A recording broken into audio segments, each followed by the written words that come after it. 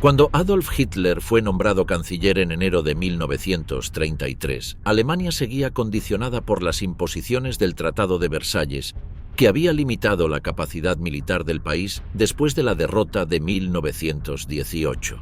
El ejército alemán, que bajo ese acuerdo se llamaba Reichswehr, estaba restringido a 100.000 hombres, sin tanques, sin artillería pesada, sin aviación de combate y con una marina reducida a barcos de pequeño porte.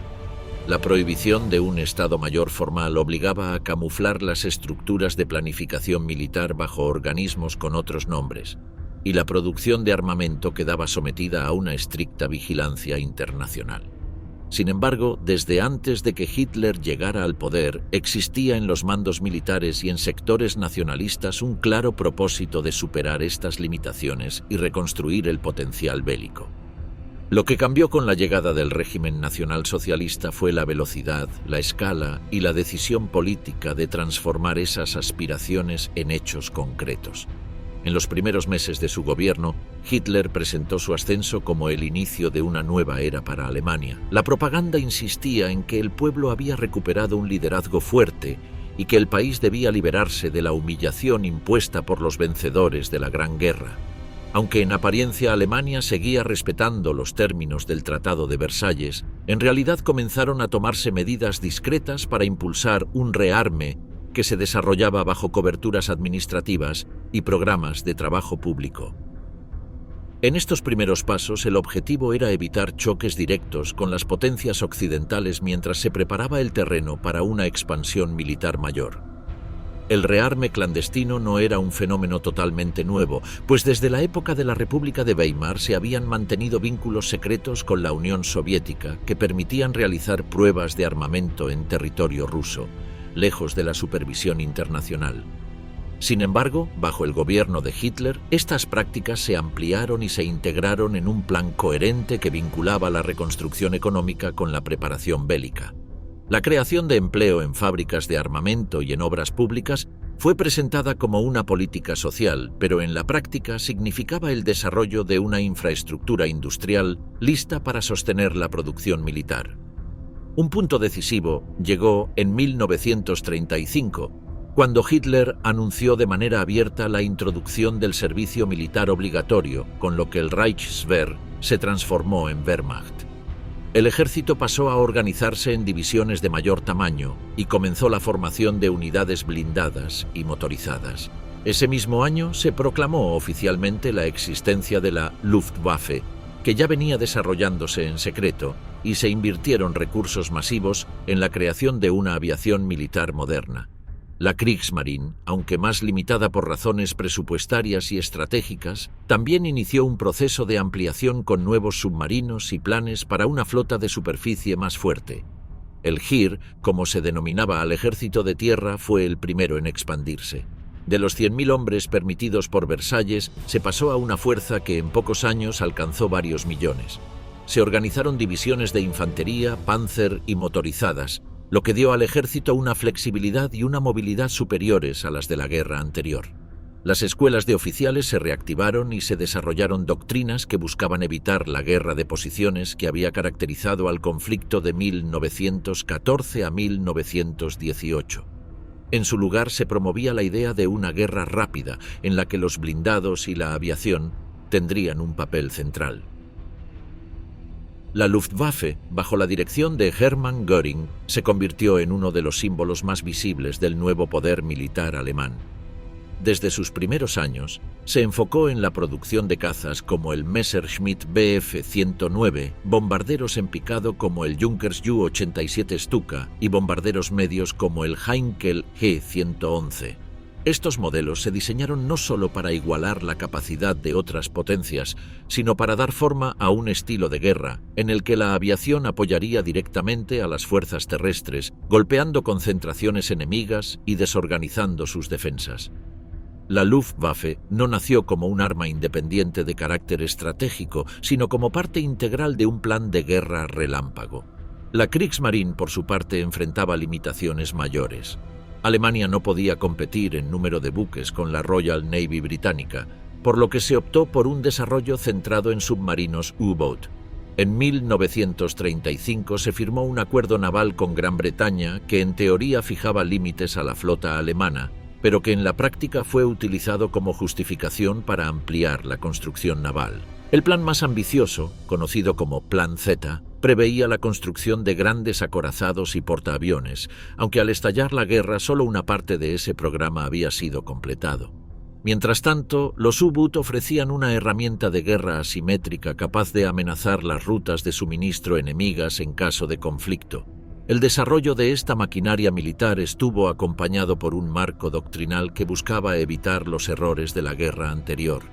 La experiencia de las trincheras y el estancamiento había dejado en los oficiales alemanes la convicción de que el próximo conflicto debía resolverse con rapidez y con un uso coordinado de todos los medios disponibles. Así nació la idea de la Blitzkrieg, o guerra relámpago, que no fue un plan único codificado en un manual, sino un conjunto de principios que daban prioridad a la sorpresa, la velocidad y la coordinación entre armas. El ejército debía penetrar las líneas enemigas con tanques y tropas motorizadas, mientras la aviación destruía puntos clave y desorganizaba la retaguardia. La infantería avanzaría detrás para consolidar las posiciones ganadas. Esta combinación pretendía desestabilizar al adversario desde el primer momento y evitar que tuviera tiempo de reorganizarse. La Blitzkrieg representaba una ruptura con la visión clásica de la guerra de desgaste. En lugar de confiar en la acumulación de fuerzas para desgastar lentamente al enemigo, se trataba de lograr un colapso rápido de su capacidad de resistencia. Esto exigía una planificación meticulosa, una logística eficiente y una coordinación entre ramas que hasta entonces no se había visto en esa escala. Aunque todavía en la segunda mitad de la década de los 30, la Wehrmacht estaba en pleno proceso de formación y carecía de muchos de los recursos necesarios. La doctrina se fue consolidando como la base sobre la cual se entrenaban oficiales y tropas. En el terreno político, Hitler combinaba estas medidas con un discurso público que seguía hablando de paz y de revisión justa del orden internacional, mientras en la práctica dirigía todos los recursos del Estado hacia el rearme. Se utilizaron mecanismos financieros como los llamados Mefo-Wechsel, letras de cambio emitidas por una compañía ficticia que permitían financiar la producción de armamento sin que apareciera en los presupuestos oficiales. Esta ingeniería financiera ocultaba el ritmo real del rearme, evitando un colapso económico inmediato y permitiendo a la vez una expansión militar masiva. La organización de la economía se ajustó a las necesidades del ejército. La industria pesada, la producción de acero y la investigación en nuevos combustibles y materiales sintéticos se pusieron bajo control estatal. La agricultura también se adaptó a las previsiones de autarquía, buscando asegurar el suministro de alimentos en caso de guerra. El plan de 4 años, lanzado en 1936, fue la expresión más clara de esta política. Su objetivo era preparar a Alemania para la guerra en un plazo breve, reduciendo la dependencia de importaciones y asegurando la capacidad de sostener un conflicto prolongado. El mando militar alemán, aunque en ocasiones mostraba reservas frente al ritmo impuesto por Hitler, se alineó progresivamente con estos objetivos. Generales que habían vivido la Primera Guerra Mundial comprendían los riesgos de un conflicto prematuro, pero la autoridad del régimen y los éxitos iniciales de la política exterior reforzaron la confianza en que Alemania podría enfrentarse nuevamente a Europa. El ejército, que en los años de Weimar había buscado mantener un perfil discreto, pasó a ser el pilar central de un Estado que se concebía como comunidad militarizada. En el plano internacional, estas medidas generaban inquietud en las potencias vecinas, pero la política de apaciguamiento y el deseo de evitar una nueva guerra permitieron que Alemania siguiera ampliando sus capacidades sin encontrar una oposición inmediata. Así, al llegar a 1939, la Wehrmacht se había convertido en una fuerza de varios millones de hombres, equipada con divisiones modernas, una aviación numerosa y una marina en proceso de expansión. Lo que había comenzado como un rearme disfrazado de programa social se transformó en una maquinaria bélica lista para ser utilizada. La gran mentira del Reich, la excusa montada para invadir Polonia y comenzar la guerra. Desde la primavera de 1939, los altos mandos alemanes ya no discutían sobre si se debía atacar a Polonia, sino cuándo hacerlo. La planificación comenzó a tomar forma concreta desde abril, cuando Hitler dio instrucciones para preparar una acción rápida y contundente contra el vecino del este. El objetivo no era únicamente militar. Se trataba de imponer una solución definitiva al problema polaco, que para el régimen era tanto territorial como ideológico. Las directrices fueron claras: eliminar la capacidad defensiva de Polonia desde el primer día, destruir sus estructuras administrativas y dejar claro que no se trataba de una campaña temporal o de ocupación parcial. Para eso, el ejército alemán necesitaba una organización meticulosa. A mediados de año, se ultimaron los planes para lo que sería la campaña más rápida que Europa había visto hasta entonces. Las fuerzas se concentraron en varios puntos fronterizos estratégicos. La Wehrmacht disponía de fuerzas abrumadoras. Alrededor de 1,5 millones de hombres, casi 2.500 tanques y más de 2.000 aviones estaban listos para participar en la ofensiva. Esta movilización incluyó al Heer, la Luftwaffe y la Kriegsmarine, aunque esta última tuvo un papel más limitado debido a la naturaleza terrestre del conflicto. Los preparativos tácticos incluyeron una fuerte coordinación entre las fuerzas terrestres y aéreas. El concepto de guerra relámpago, que ya se venía desarrollando en años anteriores, encontró en esta operación su primer escenario de aplicación práctica. Aunque no era una doctrina formalmente establecida como lo sería después, la idea de combinar ataques rápidos, profundos y bien sincronizados con un uso intensivo de la aviación fue clave. Las divisiones Panzer, apoyadas por la aviación táctica, buscarían penetrar en el interior del país lo más rápidamente posible, evitando las líneas defensivas convencionales y sembrando confusión en la retaguardia enemiga. El régimen no solo preparó el aspecto militar. Desde semanas antes del ataque, se puso en marcha un aparato propagandístico para justificar la acción. Se elaboraron mensajes que presentaban a Polonia como un agresor potencial y se exageraron incidentes fronterizos para generar una atmósfera de amenaza inminente. Uno de los montajes más conocidos fue el incidente de Gleiwitz, una operación encubierta ejecutada por fuerzas alemanas disfrazadas de polacos, que simuló un ataque a una estación de radio alemana. Este evento fue presentado al mundo como una provocación polaca y sirvió como pretexto inmediato para lanzar la ofensiva. A las 4:45 de la mañana del 1 de septiembre de 1939, comenzó el ataque. La Luftwaffe bombardeó posiciones estratégicas en el interior de Polonia, incluyendo aeródromos, centros de comunicaciones y almacenes militares. Casi al mismo tiempo, las unidades terrestres cruzaron la frontera en múltiples frentes, con movimientos envolventes que buscaban desorganizar al enemigo desde los primeros minutos. Las divisiones Panzer avanzaban a gran velocidad, flanqueadas por infantería motorizada que aseguraba las áreas conquistadas. El ataque fue fulminante. En cuestión de días, las defensas polacas comenzaron a colapsar. Las fuerzas alemanas no se detenían en los puntos de resistencia, sino que los rodeaban y continuaban hacia el interior, dejando a la retaguardia las tareas de limpieza y consolidación. Esta estrategia permitía un avance continuo sin desgastar las fuerzas en enfrentamientos prolongados. Las unidades polacas, aunque ofrecieron resistencia en diversos puntos, no pudieron coordinarse eficazmente ni establecer una línea defensiva coherente. Además, la supremacía aérea alemana dificultó cualquier intento de reorganización o contraataque. Mientras tanto, la propaganda dentro de Alemania difundía la idea de una operación preventiva, necesaria y justa.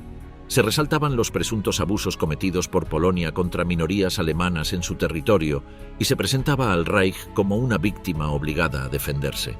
Los discursos de Hitler repetían constantemente esta narrativa, asegurando que se había agotado toda vía diplomática y que el ataque era una respuesta inevitable a las provocaciones polacas. En los noticiarios se mostraban imágenes cuidadosamente seleccionadas de soldados sonrientes, columnas avanzando sin oposición y poblaciones que supuestamente recibían con agrado a las tropas alemanas. La coordinación entre las distintas ramas del ejército se afinó en tiempo real.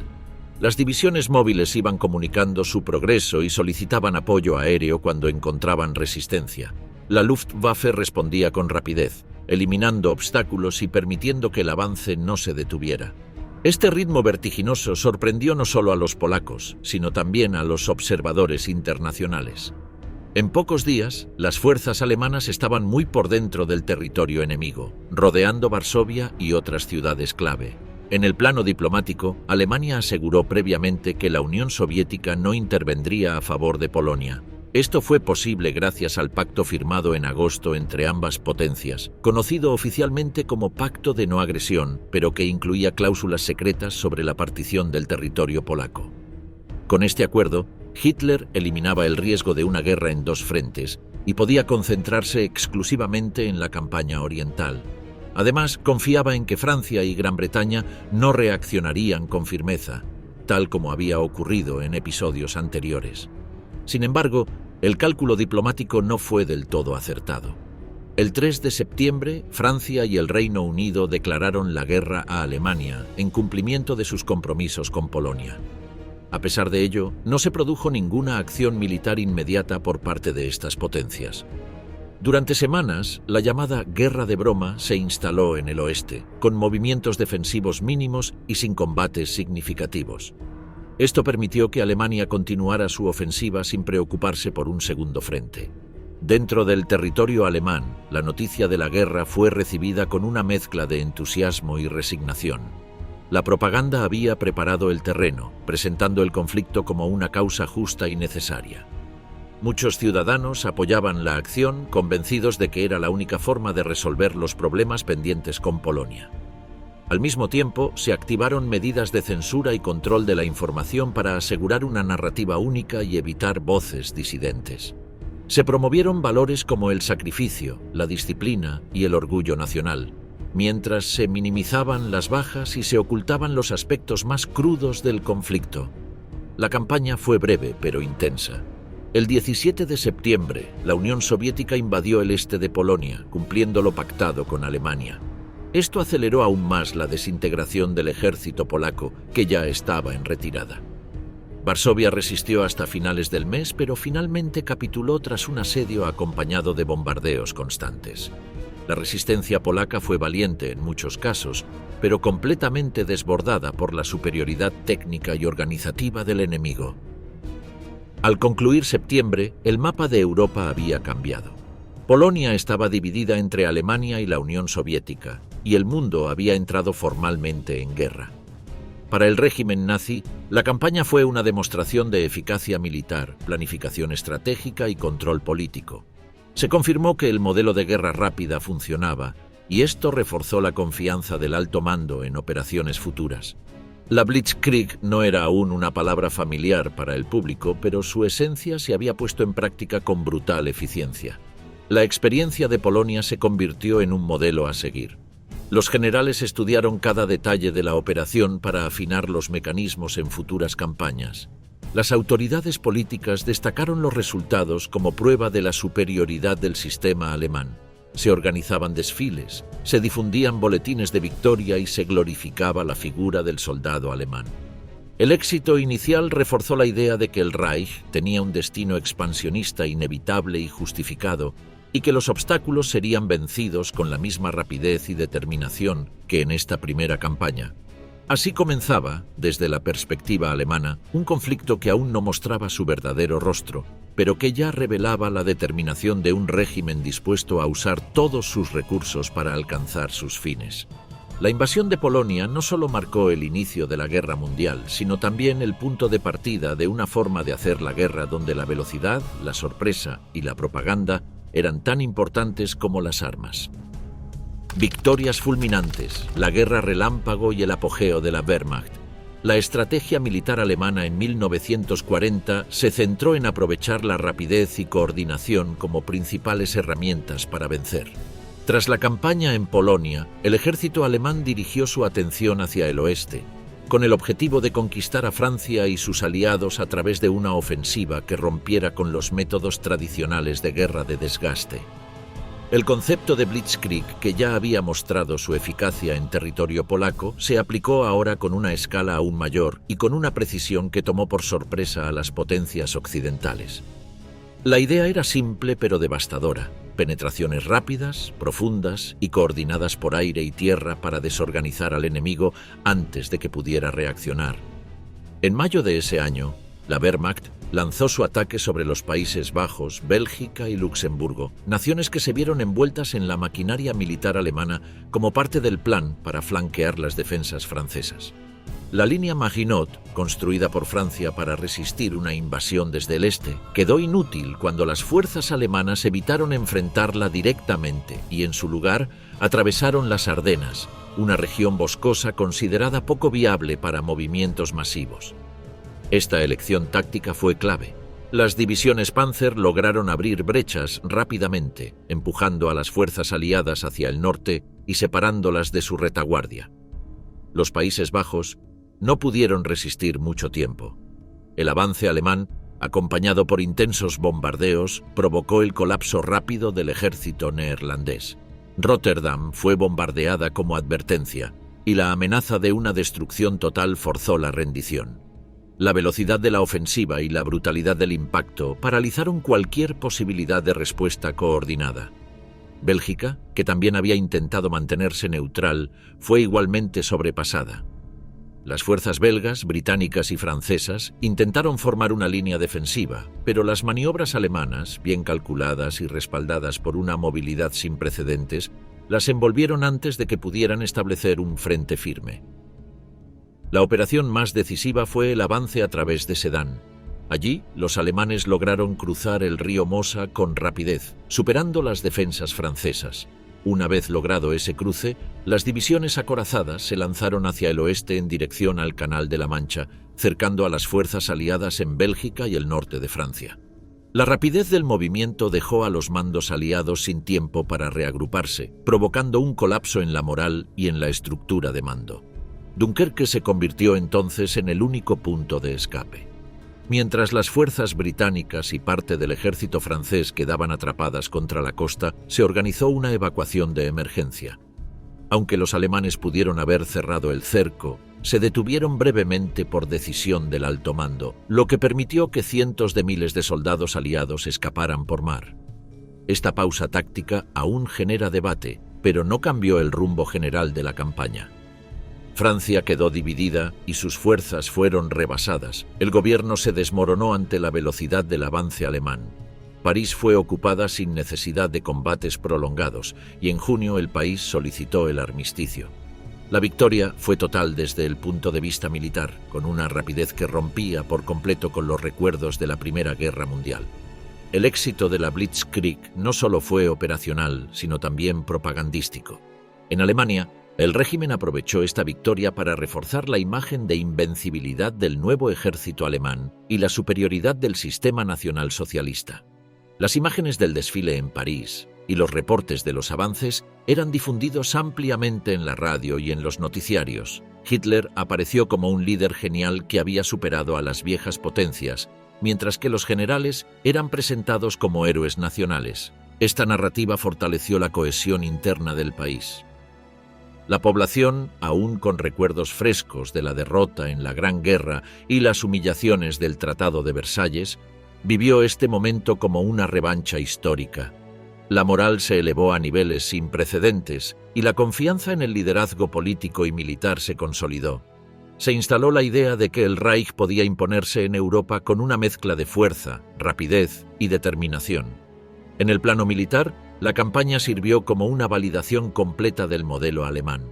Las unidades acorazadas, que operaban en combinación con la aviación y el apoyo logístico eficiente, demostraron que la guerra podía resolverse en semanas, no en años. La Luftwaffe desempeñó un papel fundamental, debilitando a las fuerzas enemigas y facilitando los movimientos terrestres. Los mandos alemanes observaron con satisfacción cómo su doctrina se materializaba con precisión y efectividad.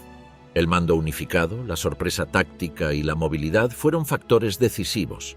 El enemigo, atrapado en estrategias defensivas rígidas y estructuras de mando más lentas, no pudo adaptarse al ritmo de la ofensiva. Esta diferencia de enfoque marcó el resultado de la campaña. Los informes de prensa hablaban de la habilidad técnica y la valentía de los soldados alemanes, sin mencionar el nivel de coordinación que requería esa operación. También se omitían los errores cometidos o las oportunidades desperdiciadas, como en Dunkerque. Todo se presentaba como parte de una secuencia perfecta y calculada. La narrativa era clara. El nuevo ejército alemán, rejuvenecido y profesionalizado, era invencible.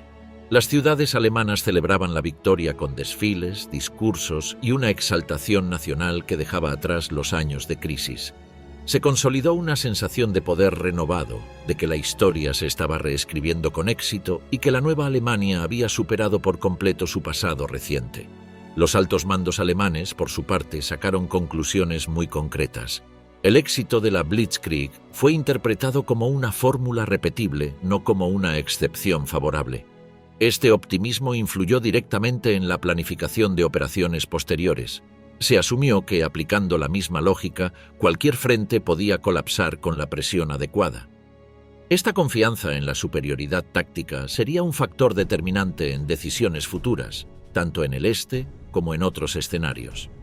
La campaña de Francia no solo amplió el control territorial del Reich, sino que transformó la percepción del conflicto. Para muchos dentro del régimen, esa victoria confirmó la idea de que el destino de Europa estaba en manos alemanas y que la velocidad y la voluntad eran suficientes para derrotar a cualquier enemigo. La moral del ejército estaba en su punto más alto. La experiencia de una campaña tan exitosa, rápida y aparentemente limpia contrastaba con las memorias del conflicto anterior en el que cada metro de terreno costaba miles de vidas. Ahora, las divisiones regresaban como vencedoras, admiradas y condecoradas. La sensación de que el nuevo tipo de guerra podía imponerse sin desgaste reforzó tanto la estructura interna de mando como la confianza del liderazgo político. Esta euforia colectiva, construida sobre una victoria relámpago, consolidó el mito de la invencibilidad. Desde el punto de vista logístico, el éxito también fue interpretado como prueba de que el sistema de guerra alemán podía operar más allá de sus fronteras con eficiencia. El abastecimiento, las reparaciones de equipo y el movimiento continuo de tropas funcionaron sin interrupciones significativas. Esto reforzó la idea de que el Reich podía sostener operaciones prolongadas y mantenía el control del ritmo ofensivo. El ejército, la población y los líderes compartían una visión unificada.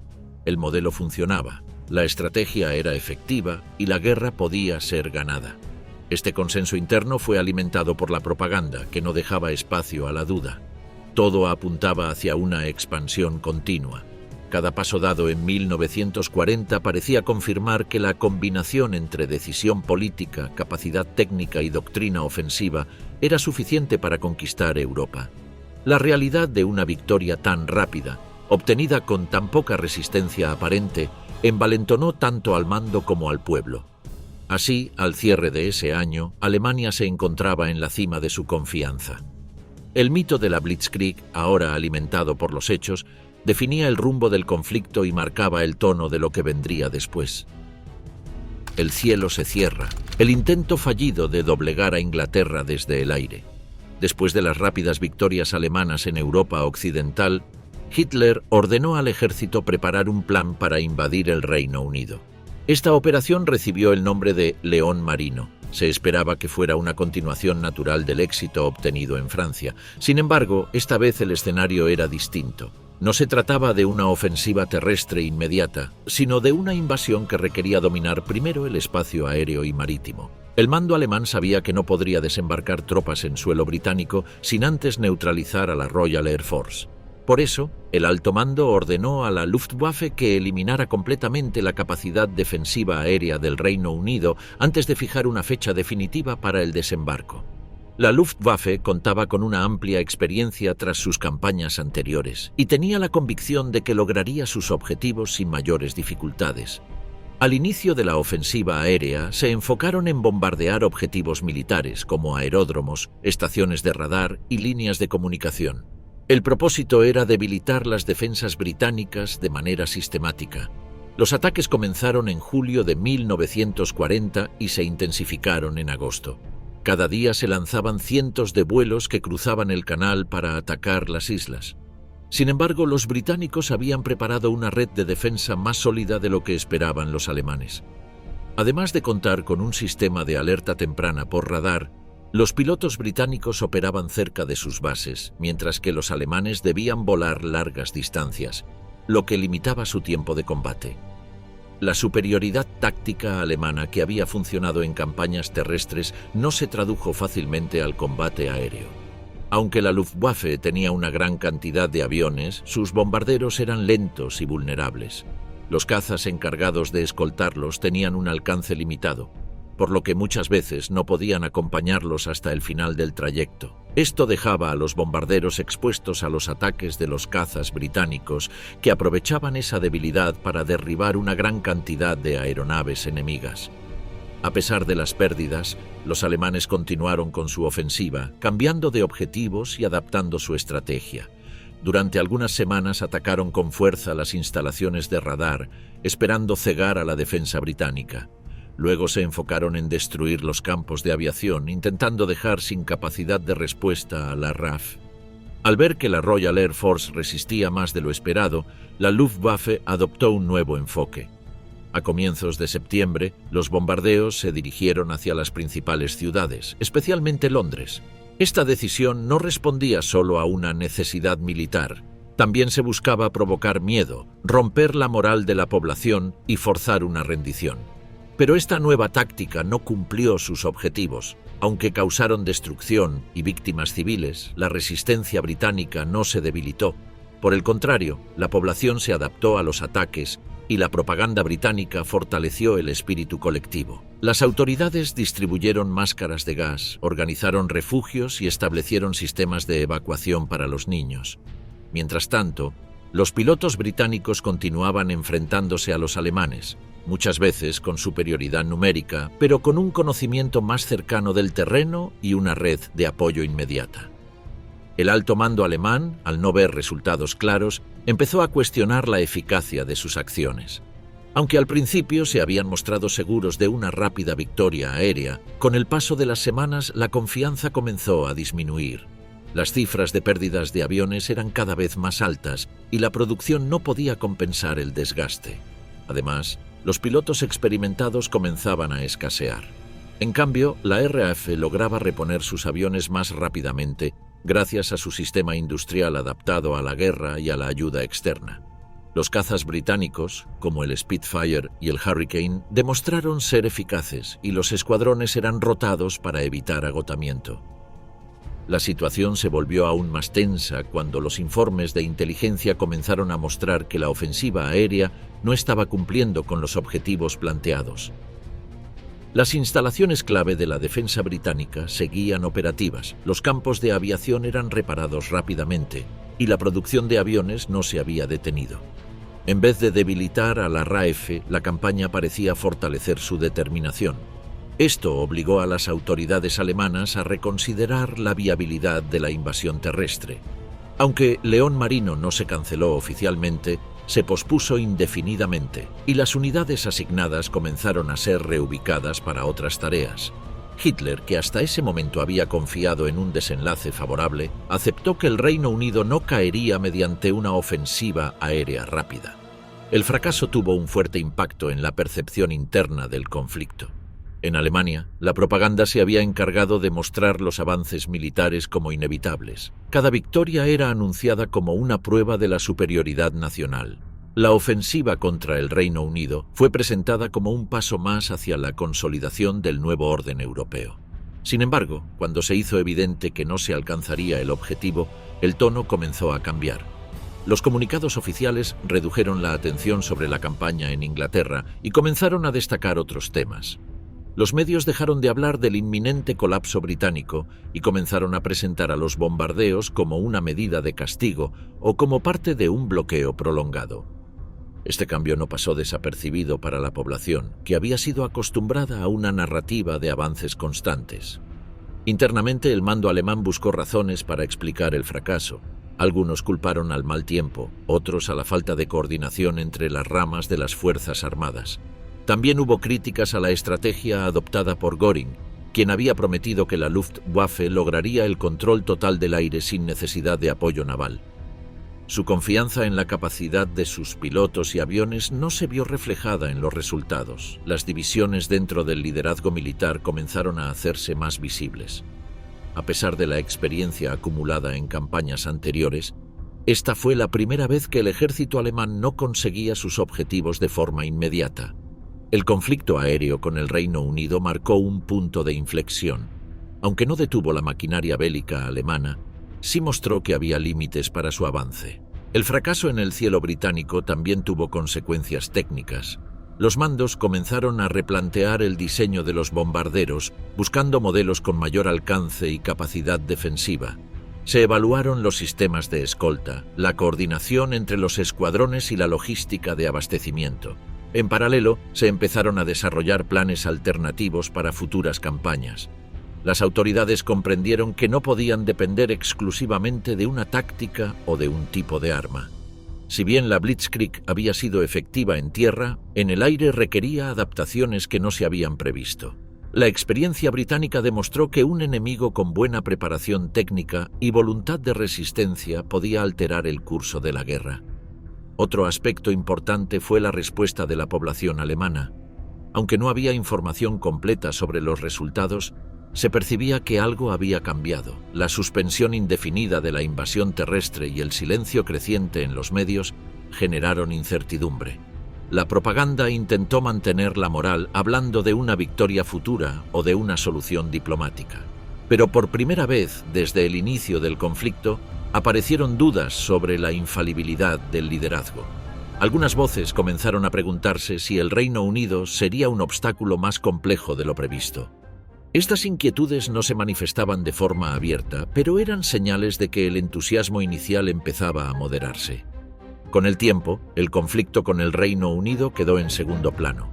Las prioridades estratégicas cambiaron y se decidió enfocar los esfuerzos en otros frentes.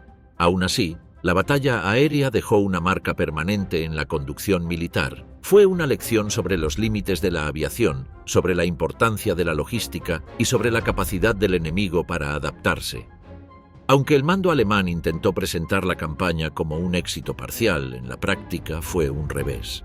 El hecho de no haber logrado derrotar a la RAF ni abrir el camino para una invasión directa impidió que el Tercer Reich consolidara su dominio total sobre Europa occidental.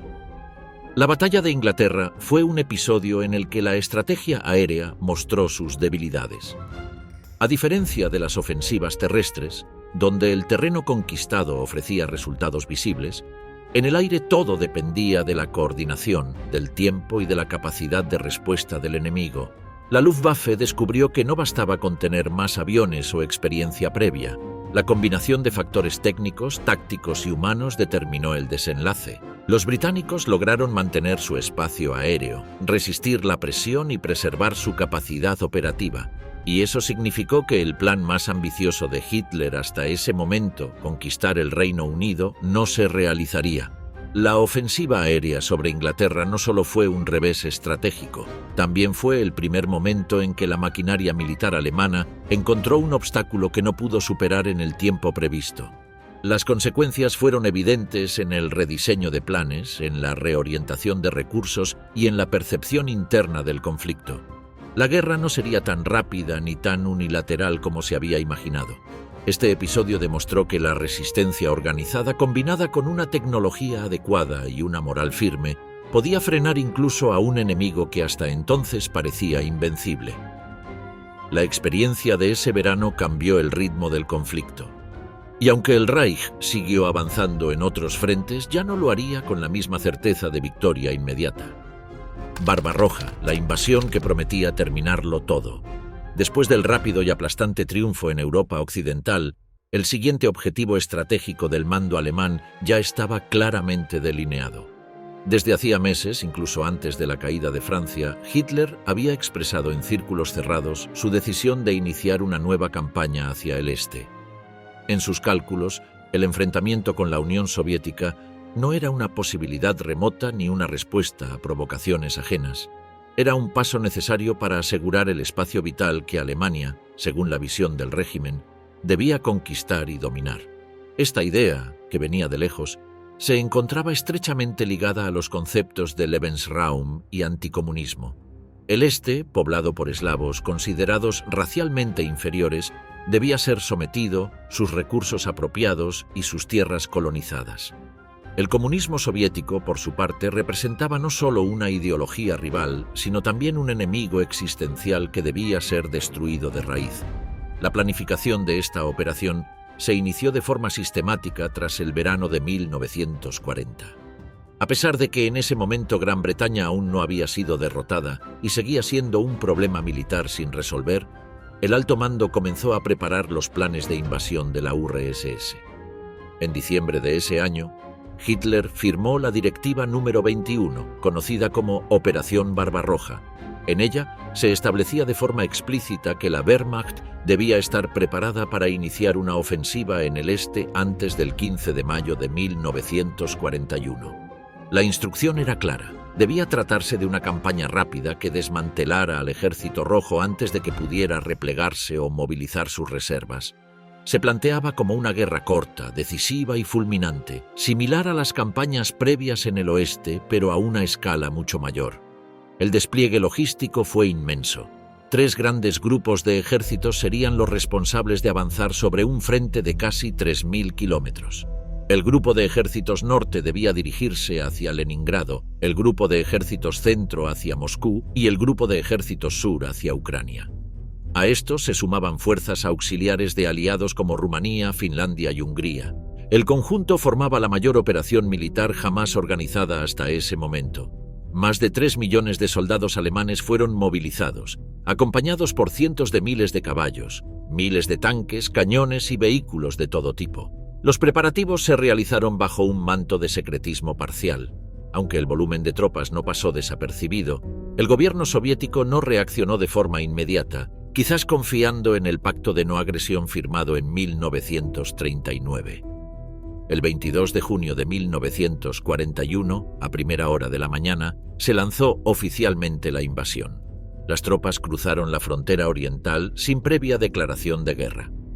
La artillería pesada y la aviación iniciaron una serie de bombardeos simultáneos contra aeródromos, centros de mando y depósitos soviéticos. La Luftwaffe consiguió destruir una cantidad significativa de aparatos enemigos en tierra durante las primeras horas, lo que permitió asegurar la superioridad aérea alemana en casi todos los sectores.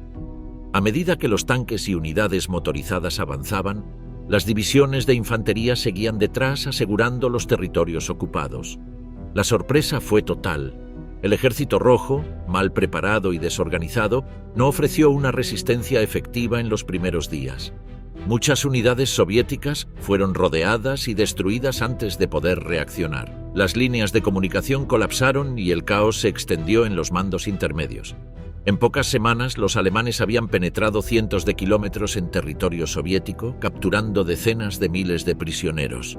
Las ciudades y pueblos iban cayendo uno tras otro. El grupo de ejércitos norte avanzó rápidamente hacia el Báltico, tomando Riga y acercándose a Leningrado. El grupo centro protagonizó la mayor bolsa de aniquilación en Bielorrusia, en los alrededores de Minsk y más adelante en Smolensk. El grupo sur, aunque con mayores dificultades debido a la geografía y la resistencia, logró avanzar por Ucrania y acercarse a Kiev. Desde Berlín, el tono del régimen era de total confianza. La propaganda difundía una imagen de control absoluto, presentando la campaña como otra demostración del poder invencible de la Wehrmacht. Se hablaba de una cruzada contra el bolchevismo, de una empresa civilizadora y de una guerra preventiva necesaria. Los boletines oficiales destacaban el número de prisioneros capturados, la rapidez del avance y la aparente debilidad del enemigo. Se aseguraba que el colapso total de la URSS era cuestión de semanas. En los medios impresos y radiales, los mapas mostraban los nuevos territorios bajo control alemán, y los comunicados del alto mando hablaban de victorias sin pausa. La población recibía estos mensajes con una mezcla de entusiasmo, alivio y cierta sensación de fatalismo histórico. Para muchos alemanes, la guerra en el este no era una simple continuación de los conflictos anteriores, sino una lucha definitiva. En el seno del alto mando, sin embargo, existían matices. Aunque en general predominaba una actitud de optimismo, algunos oficiales expresaban dudas sobre la capacidad logística para mantener el impulso ofensivo en un frente tan amplio. Las dificultades de abastecimiento, el desgaste de los vehículos y la necesidad de asegurar las líneas traseras eran temas constantes de preocupación. La velocidad del avance era, al mismo tiempo, su principal fortaleza y su mayor riesgo. Cada kilómetro ganado alejaba a las unidades de sus centros de suministro. Además, La resistencia soviética, aunque caótica al principio, comenzaba a reorganizarse en algunos sectores. En determinados puntos del frente, las tropas enemigas ofrecían una defensa más cohesionada, ralentizando el avance alemán. A pesar de esos indicios, durante los primeros meses de la campaña, las cifras seguían siendo impresionantes. En las operaciones iniciales se capturaron más de 500.000 de soldados soviéticos en varias bolsas, como las de Minsk, Smolensk y Uman. El territorio bajo control alemán crecía rápidamente. Las divisiones Panzer abrían brechas profundas en las líneas enemigas, envolviendo grandes contingentes y provocando rupturas constantes. El mando alemán consideraba que bastaban un par de golpes más para forzar la caída de Moscú y desintegrar la capacidad de mando soviético. La estrategia seguía basada en la premisa de una guerra corta, y en ese marco se priorizaban los objetivos militares por encima de la ocupación sistemática del terreno. Durante las semanas siguientes la situación se mantuvo favorable para los invasores. El frente continuó expandiéndose hacia el este y las tropas alemanas alcanzaron el de Dnieper, el de Vina y otras líneas naturales clave. Las unidades especializadas en ingeniería construyeron puentes y repararon vías férreas para facilitar el avance. Las ciudades caídas eran tomadas con rapidez y en muchas ocasiones encontradas parcialmente evacuadas. El temor al enemigo alemán se había extendido entre la población local. Aunque las órdenes de ocupación estaban marcadas por la hostilidad ideológica, el enfoque del mando militar seguía centrado en asegurar el terreno y avanzar. El discurso triunfalista se mantenía intacto. En Berlín, las declaraciones públicas de Hitler reflejaban la convicción de que la campaña estaba en su tramo final. La idea de que la Unión Soviética era un coloso con pies de barro parecía confirmarse por la falta de una defensa efectiva en los primeros meses. Se reforzó el mensaje de que el comunismo sería erradicado y que la historia estaba presenciando una transformación fundamental del continente. La maquinaria propagandística intensificó su actividad, presentando a los soldados como portadores de una nueva era. Las imágenes en los noticieros mostraban tanques cruzando llanuras infinitas, banderas alemanas ondeando en pueblos lejanos y mapas donde la línea del frente se desplazaba hacia Moscú a ritmo constante. El sentimiento en Alemania era, en su mayoría, de confianza. La población, acostumbrada a escuchar buenas noticias desde hacía casi 2 años, asumía que esta nueva campaña sería otra demostración de superioridad. Las cifras ofrecidas en los comunicados alimentaban esa percepción. Cada boletín informaba de miles de prisioneros más, de ciudades tomadas y de nuevos avances. Los carteles y publicaciones mostraban al Ejército Rojo como una fuerza desorganizada, arcaica y sin capacidad de reacción. Incluso quienes albergaban dudas personales sobre la duración del conflicto preferían no manifestarlas abiertamente. La presión social, la censura y el deseo colectivo de victoria mantenían la cohesión del discurso oficial. Mientras tanto, las tropas seguían adentrándose en el vasto territorio soviético. El objetivo estratégico de alcanzar Moscú antes del invierno se mantenía como prioridad. El avance no se detenía y aunque comenzaban a surgir obstáculos cada vez mayores, el convencimiento de que la victoria estaba cerca seguía predominando en el alto mando. Las decisiones se tomaban con la idea de una campaña breve, sin contemplar escenarios prolongados. No se preveía una guerra de desgaste. La convicción era que la URSS colapsaría igual que lo habían hecho otros países en el pasado. El mensaje era claro. La Operación Barbarroja era presentada como una empresa lógica, inevitable y justificada. La propaganda no dejaba lugar para ambigüedades. Se trataba de una lucha por la supervivencia de Alemania frente a un enemigo ideológico, racial y militar. Cada paso hacia el este era, en ese relato, una afirmación del destino nacional. El esfuerzo bélico se mostraba como racional, planificado y exitoso. La realidad del frente, con todas sus complejidades, aún no había llegado a transformar ese relato dominante. Entre el barro y la muerte, la rutina imposible del frente oriental. Desde el momento en que la Wehrmacht cruzó la frontera soviética, los soldados alemanes comenzaron a enfrentar condiciones radicalmente distintas a las vividas en campañas anteriores. El espacio era inconmensurable. Los caminos intransitables y la naturaleza no mostraba misericordia. A medida que se internaban más en territorio soviético, La realidad cotidiana del frente oriental se volvía más hostil. La fatiga no se acumulaba con los días, sino con cada metro recorrido. El barro adherido a las botas parecía no secarse nunca y los uniformes, desgastados por el uso continuo, ya no ofrecían protección contra la humedad ni contra el viento que cortaba como cuchilla. El barro y el frío eran solo el comienzo. Dormían en campos abiertos o en granjas destruidas, siempre sin saber si el día siguiente traería una escaramuza, un bombardeo, una retirada improvisada o simplemente más kilómetros de marcha hacia ninguna parte. Las provisiones, planificadas con cálculos optimistas, empezaron a escasear pronto. Muchos soldados se vieron obligados a depender de suministros locales, que rara vez existían o ya habían sido arrasados. Las cocinas de campaña no podían seguir el ritmo de los avances. El hambre se volvió una constante, a veces interrumpida por algún robo, un trueque o un hallazgo afortunado. Las cartas enviadas a casa dejaban entrever este deterioro físico, con frases que hablaban de cuerpos agotados, de estómagos vacíos y de días sin comida caliente.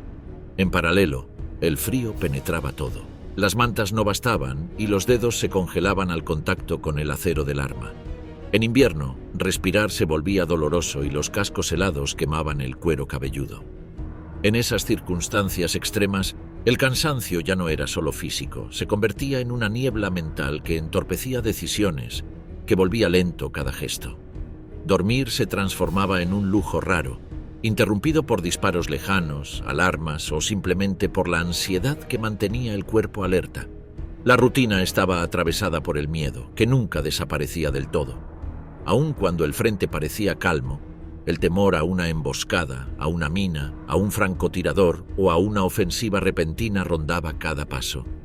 No existía la seguridad. Algunos escribían que los momentos más angustiantes eran los silenciosos, porque anticipaban lo imprevisible. La tensión constante desgastaba incluso a los soldados más experimentados, que reconocían en sus diarios que el frente oriental era algo completamente diferente a lo que habían vivido en otras campañas. La propaganda oficial intentaba sostener la moral con relatos heroicos, imágenes de soldados sonrientes y comunicados optimistas. En los periódicos y noticieros alemanes, los informes hablaban de avances exitosos, de ciudades tomadas y de una resistencia soviética colapsando. Pero los que estaban en el frente veían otra cosa. Las ciudades destruidas no ofrecían abrigo ni recursos.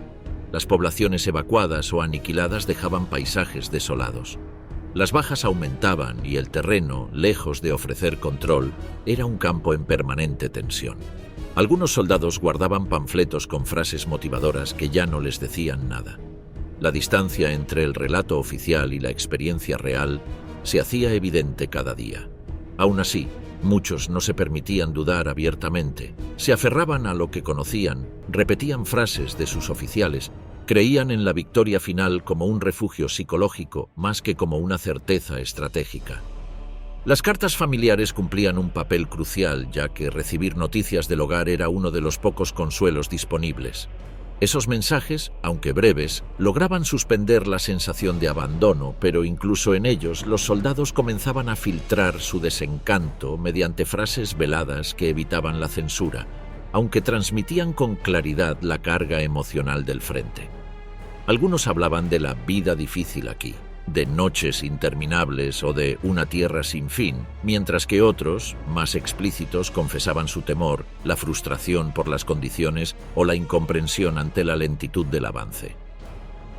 Las experiencias compartidas entre camaradas también eran ambivalentes. Si bien se construían lazos fuertes, también surgían tensiones. La fatiga generaba discusiones, roces, desesperanza, y no todos resistían igual. Algunos caían en el alcohol cuando había, otros en el aislamiento o en conductas erráticas. Aunque la disciplina formal se mantenía, el mando ya notaba los síntomas de un ejército que, aunque operativo, comenzaba a mostrar señales de un desgaste profundo. La distancia geográfica también se hacía evidente en la comunicación con el alto mando. Las órdenes llegaban tarde o eran contradictorias, y en ocasiones se basaban en mapas inexactos o en supuestos desactualizados. La realidad del terreno desmentía los informes de Berlín. El enemigo, que debía haber colapsado en pocas semanas, seguía combatiendo.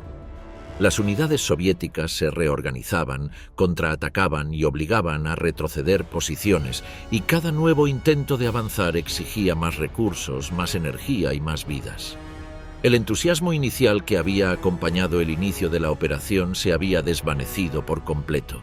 La euforia dio paso al agotamiento, y la sensación de invencibilidad ya no era un tema de conversación. En su lugar se instaló una aceptación resignada de la dureza del frente oriental, marcada por una rutina basada más en la resistencia que en la expectativa de éxito inmediato. En ese contexto, algunos se refugiaban en creencias personales, en rituales o en supersticiones, cruzaban los dedos antes de salir de patrulla, repetían frases antes de dormir o llevaban amuletos y fotos familiares escondidas en los bolsillos, como una forma de sentirse menos solos y conservar algo de control en medio del desorden generalizado. La distancia emocional con la retaguardia también aumentaba. Lo que se vivía en el frente era difícil de explicar, incluso difícil de aceptar. Algunos soldados comenzaban a sentir que nadie, salvo sus compañeros, podía entender lo que estaban atravesando. Esa sensación de aislamiento se profundizaba con cada semana. Las expectativas de un retorno rápido se habían desvanecido. Ya no se hablaba del regreso con fechas precisas, sino con frases como «cuando esto termine» o «si salimos de esta». El tiempo se volvía un concepto elástico. Los días eran todos iguales y los relojes parecían no avanzar. Solo las estaciones marcaban un cambio y a veces ni eso. Algunos soldados documentaban sus vivencias en diarios personales, escondidos entre ropas o equipajes, y esos escritos, a veces breves y otras más extensos, ofrecían una mirada más íntima y cruda de lo que ocurría. Se hablaba del miedo a dormir, de compañeros heridos que no lograban evacuar, de marchas que duraban más de 12 horas sin descanso. También aparecían reflexiones, dudas y largos silencios interrumpidos por frases como «esto no es lo que imaginábamos», aunque pocos se atrevían a decirlo en voz alta, porque el peso de la disciplina, de la propaganda y del mandato ideológico seguía presente. Aún así, la fractura entre la imagen del frente proyectada en Berlín y lo que realmente se vivía era cada vez más evidente para los que estaban allí. La vida en el frente oriental no podía compararse con ninguna otra experiencia anterior de la Wehrmacht, pues era un entorno que erosionaba lentamente la voluntad y ponía a prueba la resistencia física y psicológica de cada hombre. En ese paisaje inmenso y hostil, donde el enemigo no solo era el otro ejército, sino también el clima, el barro, la enfermedad y la soledad, los soldados alemanes seguían avanzando porque no tenían otra opción. Alemanes contra Hitler, los que se atrevieron a resistir.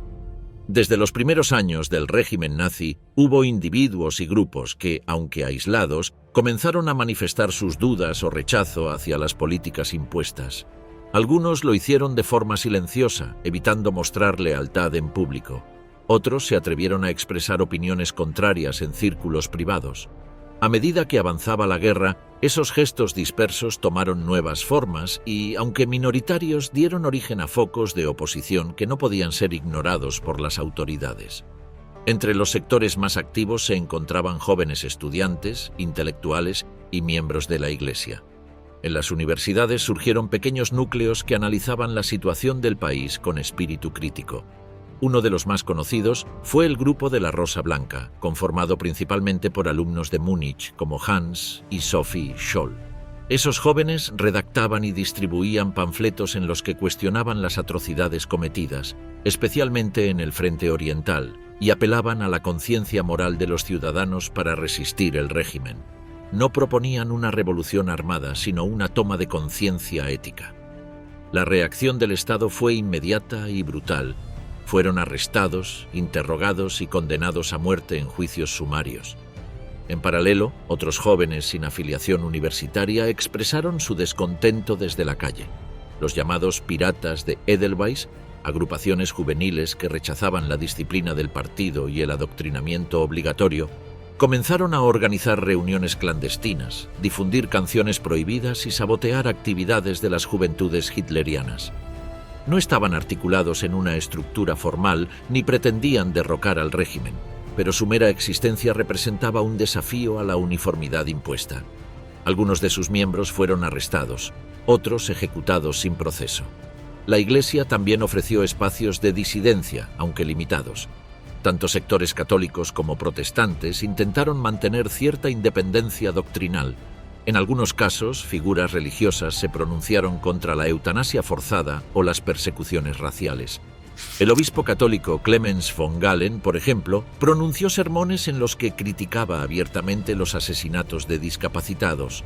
Aunque no fue arrestado, muchos de sus colaboradores sí lo fueron, y la Gestapo siguió de cerca sus actividades. Dentro de las filas militares también hubo elementos que comenzaron a dudar de la dirección que tomaba el país. Algunos oficiales, desilusionados con el rumbo de la guerra o escandalizados por los crímenes presenciados en los territorios ocupados, comenzaron a conspirar en secreto. Esas inquietudes terminaron cristalizándose en el intento más ambicioso y organizado de eliminar a Hitler, el atentado del 20 de julio de 1944. Liderado por Klaus von Stauffenberg, un coronel del ejército, el plan consistía en colocar una bomba en el cuartel general del Führer, eliminar a la cúpula del partido e instaurar un gobierno que buscara negociar la paz. La operación fue cuidadosamente diseñada y contó con la participación de numerosos militares de alto rango. El artefacto explotó como estaba previsto, pero Hitler sobrevivió con heridas menores. El golpe colapsó en cuestión de horas. La respuesta del régimen fue inmediata. Se ordenaron arrestos masivos y se implementaron purgas dentro del ejército y la administración civil. Más de 5.000 personas fueron detenidas, muchas sin relación directa con el atentado. Las ejecuciones se sucedieron sin interrupción. Algunos fueron ahorcados con cuerdas de piano, otros decapitados, y muchos juzgados en procesos que eran, en realidad, meras formalidades. Las imágenes de los juicios eran filmadas y utilizadas como herramienta de intimidación. La represión no se dirigió únicamente contra los autores del atentado, sino que también se extendió a sus familiares, amigos y colaboradores, ya fueran reales o simplemente sospechosos, aplicándose el principio de responsabilidad colectiva. Si un individuo era acusado de traición, su entorno inmediato también podía ser castigado, bajo una lógica que buscaba erradicar cualquier posible brote futuro de disidencia. El mensaje era directo: no habría tolerancia ante el más mínimo gesto de oposición. Dentro de la sociedad alemana, la percepción sobre estos actos no fue uniforme, ya que una parte significativa de la población, influenciada por la propaganda y sometida a una estricta censura, aceptó la versión oficial que presentaba a los conspiradores como traidores y cobardes.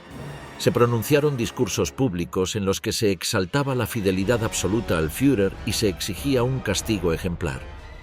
No obstante, en ciertos sectores, sobre todo entre quienes padecían de forma directa las consecuencias de la guerra, comenzaron a surgir dudas. Algunos veían en esos actos una expresión desesperada, mientras que otros los interpretaban como la prueba de que no todos compartían el rumbo que había tomado el país. La propaganda del régimen reaccionó adaptándose. Por un lado, reforzó la imagen de unidad nacional y lealtad inquebrantable, presentando a Hitler como víctima de una conspiración de traidores. Por otro lado, intensificó el discurso contra los enemigos internos, comparando a los opositores con saboteadores y espías. Se distribuyeron carteles, se organizaron eventos públicos y se lanzaron campañas para denunciar cualquier conducta sospechosa. La vigilancia se volvió omnipresente. Al mismo tiempo, la experiencia del atentado tuvo efectos en el propio círculo de poder. Hitler, profundamente afectado por lo ocurrido, incrementó su desconfianza. Se alejó aún más de sus asesores, reorganizó su equipo de seguridad y ordenó nuevos protocolos para prevenir cualquier intento similar. Su relación con la Wehrmacht se volvió más tensa. Aumentaron las competencias de las SS y los órganos de control se multiplicaron. El recuerdo de aquellos que se atrevieron a resistir, desde el estudiante que repartía panfletos hasta el militar que arriesgó su vida en una conspiración imposible, permaneció fragmentado durante el conflicto. Algunos fueron olvidados de inmediato, otros fueron presentados como traidores por años. Solo mucho tiempo después, tras el colapso del régimen, comenzaron a ser reconocidos como símbolos de una conciencia que, aunque minoritaria, no se extinguió por completo. La disidencia interna en la Alemania nazi no logró alterar el curso de la guerra, pero reveló que incluso bajo uno de los regímenes más represivos de la historia, existieron voces dispuestas a cuestionar, desafiar y resistir. En medio del miedo, del control absoluto y de la propaganda omnipresente, Hubo quienes eligieron otro camino, aunque sabían que su decisión los conduciría casi con certeza a la muerte. La guerra total y la economía del Reich. Cuando el conflicto se intensificó en todos los frentes y la posibilidad de una guerra relámpago exitosa desapareció, el Tercer Reich se vio obligado a transformar su estructura económica por completo. A medida que el alcance de la guerra se expandía, la necesidad de una movilización sistemática de todos los recursos se volvió ineludible. El régimen había mantenido durante los primeros años una política ambigua, evitando interferencias profundas en la economía civil. Sin embargo, el fracaso en aplastar rápidamente a la Unión Soviética y la entrada de Estados Unidos en el conflicto en 1941 obligaron a un giro drástico. Esta transformación culminó en la política de guerra total que se desplegó con fuerza desde 1943, cuando el aparato productivo alemán quedó subordinado por completo a las necesidades bélicas del Estado. El encargado de impulsar esta reorganización fue Albert Speer, designado ministro de Armamentos tras la muerte de Fritz Todt.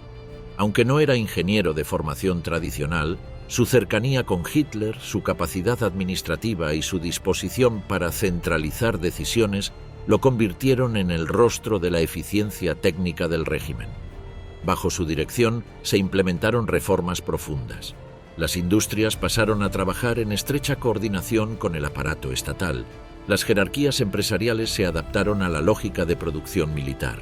Se crearon comisiones técnicas, se optimizó el uso de materias primas y se eliminaron duplicaciones en el diseño de armamento. Speer estableció oficinas regionales de armamentos supervisadas por representantes personales suyos, lo que permitía tomar decisiones rápidas sin interferencias de burócratas tradicionales. Las estadísticas comenzaron a mostrar un incremento notable en la producción de tanques, aviones y municiones, incluso bajo bombardeos constantes. A partir de 1943, la propaganda promovía el Milagro Speer como muestra de la capacidad alemana para resistir y responder con eficacia. El aumento de la producción, sin embargo, no podía sostenerse solo con la mano de obra alemana. La guerra total exigía recursos humanos adicionales.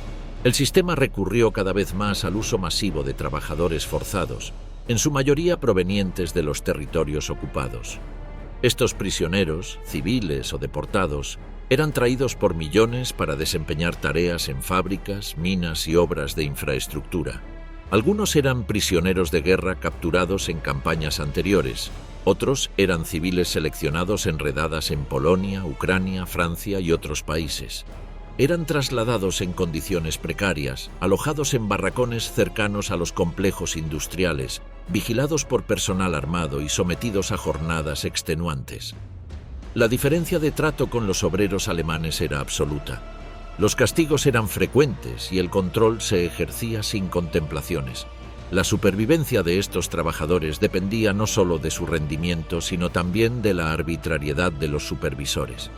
A pesar de las condiciones, el régimen justificaba su presencia como una necesidad patriótica, ocultando deliberadamente la dimensión represiva del sistema. Dentro del propio país, la población alemana fue también progresivamente absorbida por la lógica de guerra total. El reclutamiento de hombres dejó amplios vacíos laborales que se cubrieron con el ingreso masivo de mujeres en el mundo industrial. Si bien el régimen había mantenido un discurso tradicionalista sobre el rol femenino, la presión de la guerra obligó a flexibilizar esa postura. Desde 1943 se promovieron campañas públicas para alentar a las mujeres a participar en la producción armamentística. Se ofrecían cursos técnicos, se adaptaban fábricas, se establecían horarios compatibles con la vida doméstica. Algunas unidades de producción instalaban comedores y guarderías. Esta movilización fue presentada como un esfuerzo conjunto por la victoria. Las revistas ilustraban mujeres con uniformes de trabajo junto a tanques o aviones. Aunque muchos sectores conservadores recelaban de estos cambios, la maquinaria del Estado no admitía oposición cuando se trataba de sostener el esfuerzo bélico. El control sobre la vida civil se volvió casi absoluto, con decisiones sobre el destino de cada ciudadano tomadas directamente desde las oficinas centrales del Reich. Los oficios eran asignados según criterios productivos y la movilidad laboral se restringía para evitar desequilibrios regionales. Como los sindicatos habían desaparecido desde antes del conflicto, No existía margen alguno para negociaciones o protestas. Era el Estado quien organizaba las condiciones de trabajo, establecía la jornada, distribuía las raciones y autorizaba los permisos, mientras las fábricas permanecían activas día y noche bajo un sistema de turnos rotativos justificados por la necesidad del objetivo común. Todo este proceso era respaldado por el aparato de propaganda que difundía la idea de una comunidad nacional en armas, presentando al obrero como un combatiente del frente interno. Las emisoras transmitían reportes sobre avances en la producción y los periódicos celebraban las cifras de fabricación como si se tratara de victorias militares. En ese contexto, cualquier desviación del esfuerzo colectivo era denunciada de inmediato como sabotaje o traición. El impacto de esta transformación fue profundo. Las ciudades se llenaron de carteles exhortando al sacrificio, las oficinas se reorganizaron para responder a necesidades estratégicas, los niños eran instruidos en principios de disciplina productiva. Las escuelas difundían ejemplos de esfuerzo técnico y los jóvenes eran enviados a fábricas o granjas como parte de su formación patriótica. No se trataba solo de una economía al servicio de la guerra, sino de una cultura completa del trabajo bajo control estatal. Esta organización se presentaba como superior a la liberal, acusada de dispersa y caótica. El modelo alemán, según la retórica oficial, demostraba que la disciplina podía convertir incluso los tiempos más difíciles en momentos de crecimiento y orden. Albert Speer fue retratado como el símbolo de esta capacidad. En sus comparecencias públicas aparecía con planos, gráficos y obreros detrás, hablando de soluciones prácticas. No vestía uniforme militar ni usaba lenguaje ideológico, lo que aumentaba su credibilidad como técnico al servicio del Führer. Hitler lo mencionaba como ejemplo de la nueva generación de líderes alemanes capaces de unir eficiencia y lealtad. Este modelo de ministro técnico se contrapuso a los burócratas tradicionales y reforzó la idea de un gobierno dinámico adaptado a las exigencias del conflicto. Con el paso del tiempo, sin embargo, las exigencias aumentaron. Se implementaron sistemas de racionamiento más estrictos, los desplazamientos dentro del país fueron regulados, las celebraciones privadas restringidas y la cultura del ocio subordinada a la del sacrificio. Se prohibieron espectáculos considerados frívolos. El cine debía exaltar la resiliencia nacional y la música ligera fue desplazada por marchas y coros patrióticos. Las iglesias, si bien mantenían su actividad, fueron llamadas a respaldar el esfuerzo colectivo con mensajes de unidad y compromiso. El sistema no dejaba espacios vacíos. Cada esfera de la vida debía servir al mismo objetivo, sostener la guerra a cualquier costo. El uso intensivo del trabajo forzado y la movilización total de recursos internos permitieron que la economía alemana mantuviera su nivel de producción incluso cuando el curso de la guerra se volvió adverso.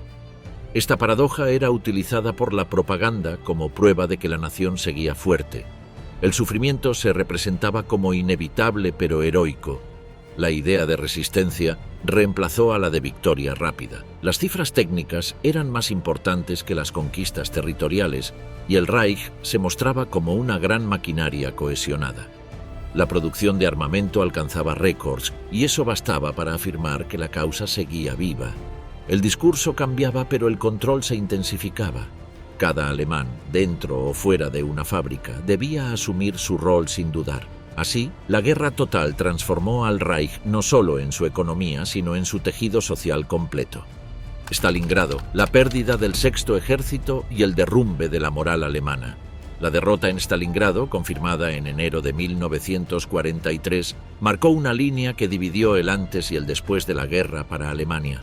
No solo se trató de una pérdida militar catastrófica, sino de un quiebre emocional profundo tanto en las filas del ejército como en el ánimo general del pueblo. Las semanas que siguieron estuvieron marcadas por un silencio que no era habitual en el discurso oficial. Los partes de guerra ya no hablaban de victorias y la palabra Stalingrado tardó en aparecer en boca de los altos cargos. El retroceso que se inició en ese punto no fue solamente territorial, sino también psicológico, penetrando en todas las capas del aparato estatal y en la población civil que, por primera vez, empezó a mirar hacia el futuro con una mezcla de temor y resignación. La percepción dentro del ejército se modificó con rapidez. Hasta entonces, muchos oficiales confiaban en la capacidad alemana para resolver situaciones difíciles, pero con la rendición del Sexto Ejército, esa seguridad se derrumbó. Los informes internos del mando comenzaron a mostrar signos de desconcierto. Había preocupación por la capacidad de reacción del enemigo, por la creciente presión en otros frentes y por la imposibilidad de mantener una iniciativa sostenida. Las comunicaciones entre mandos dejaron entrever una pérdida de confianza en la estrategia central. Algunas voces incluso empezaron a cuestionar decisiones del alto mando que, hasta ese momento, no se ponían en duda públicamente.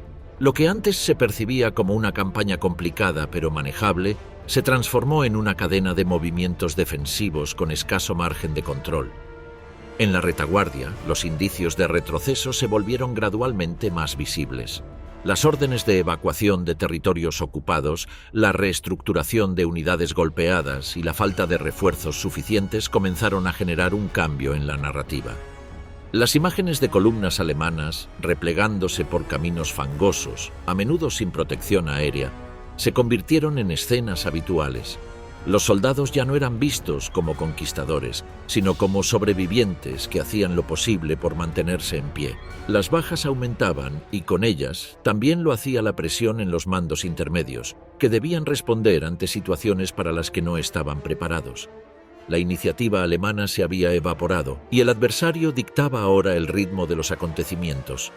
A nivel del liderazgo político, el impacto de Stalingrado fue devastador. La confianza absoluta que Hitler proyectaba comenzó a erosionarse.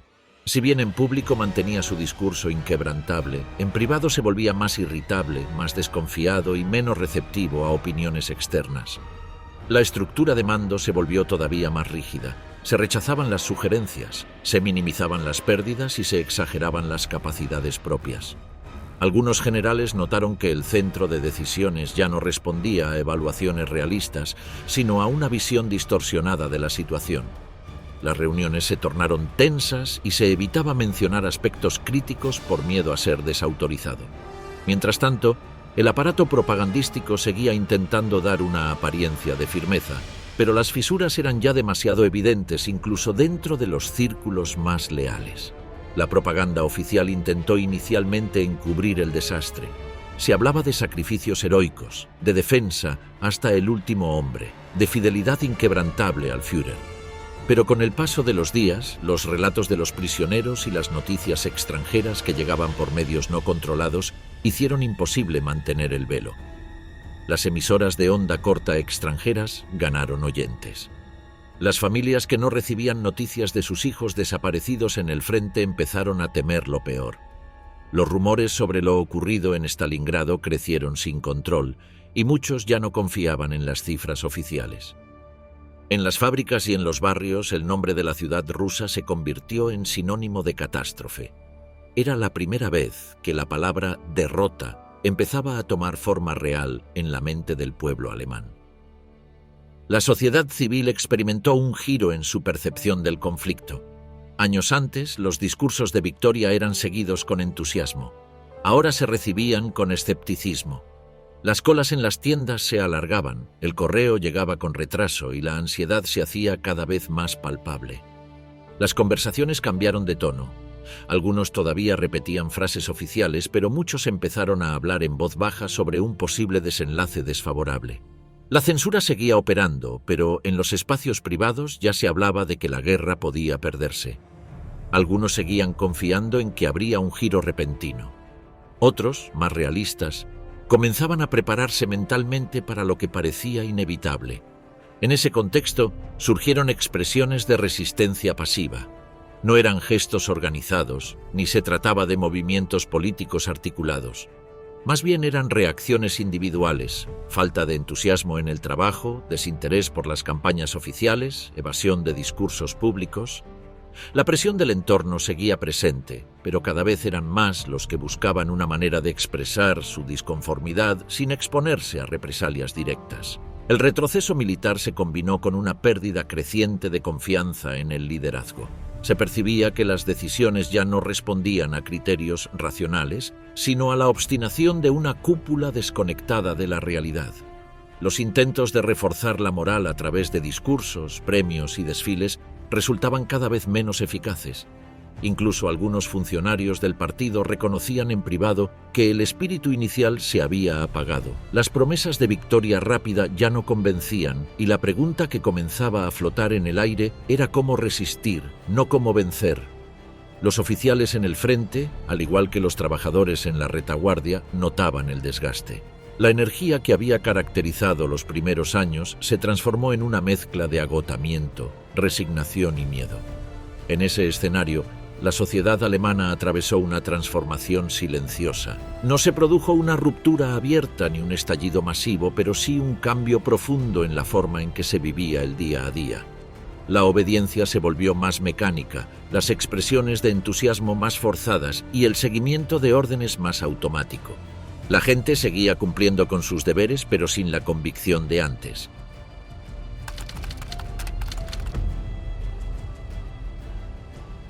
A medida que la guerra se inclinaba claramente en contra de Alemania, las ciudades comenzaron a sentir con más fuerza el peso de los ataques aéreos aliados que desde 1943 en adelante se volvieron cada vez más frecuentes, intensos y devastadores.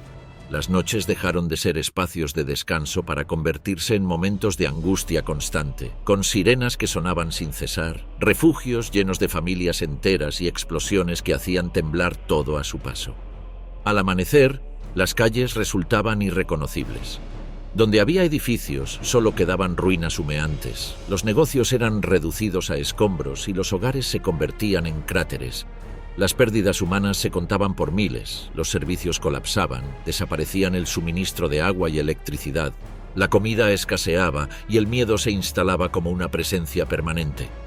Ya no se trataba únicamente de destrucción material, sino de un golpe continuo a la moral de una población que empezaba a asumir que la derrota no era solo posible, sino inevitable y cada vez más cercana. Mientras tanto, el régimen intentaba sostener el control mediante medidas cada vez más desesperadas, organizando la Volkssturm, una fuerza de defensa compuesta por hombres demasiado viejos o demasiado jóvenes para el servicio regular, que recibían entrenamiento apresurado, armamento anticuado y misiones imposibles frente a un enemigo que avanzaba con decisión. En las calles se veían adolescentes con uniformes improvisados, ancianos armados con bastones afilados y mujeres que ya no solo se ocupaban del hogar, sino también de tareas de defensa civil. Las escuelas cerraban para funcionar como centros logísticos, las plazas se transformaban en puntos de distribución de armas y alimentos, y las instrucciones cambiaban de forma constante mientras cada barrio intentaba resistir con lo poco que tenía. La propaganda seguía repitiendo la promesa de una victoria final, pero la mayoría de la población ya no creía en esos mensajes. El lenguaje oficial hablaba de contraofensivas, aunque lo que se vivía era una sucesión de retiradas, destrucción y muertes. La llegada del Ejército Rojo desde el este era temida como el preludio del derrumbe definitivo, y las noticias que circulaban hablaban de pueblos arrasados, represalias brutales y venganzas sin freno. En Berlín, los cañones soviéticos se escuchaban con claridad mientras los bombardeos se intensificaban sin descanso, y la capital, que durante años había sido símbolo de poder y orgullo, se transformaba en una ciudad sitiada sin escapatoria. Las calles se llenaban de trincheras improvisadas, los edificios se convertían en fortalezas semiderruidas y los refugios subterráneos pasaban a ser tumbas compartidas, mientras la población intentaba sobrevivir sin saber si debía temer más a los proyectiles, al fuego cruzado o a sus propios mandos, que seguían ejecutando sin contemplaciones a quienes consideraban cobardes o saboteadores.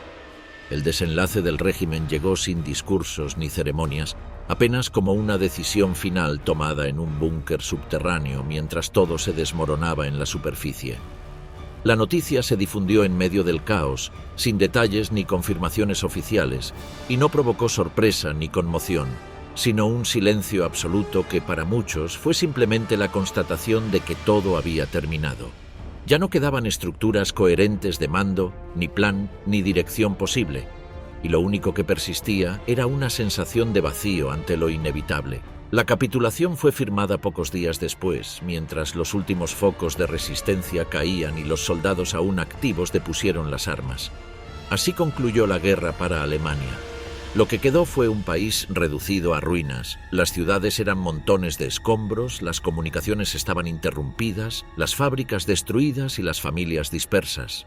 Los sobrevivientes vagaban entre los restos buscando algo que comer, algo que beber o simplemente a alguien que reconocieran. Los hospitales no daban abasto, las escuelas estaban cerradas, no había transporte ni servicios, solo humo en el aire, silencio en las calles y cuerpos abandonados por todas partes.